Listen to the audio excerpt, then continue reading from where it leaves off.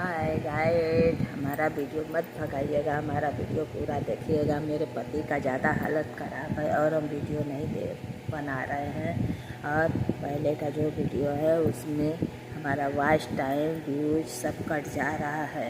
आप लोगों को हाथ जोड़कर प्रार्थना कर रहे हैं कि मेरे वीडियो की तरफ ध्यान दीजिए। मेरी आवाज़ जहाँ तक जा रही है आप लोग सब मेरे लाइक शेयर फॉलो करिएगा।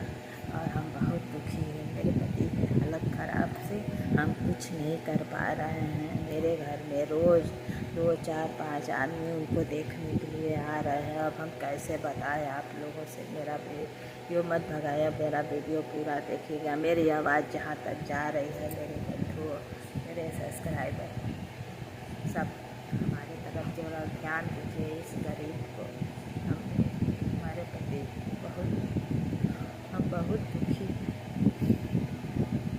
राधे राधे, नमस्ते, हर हर महादेव।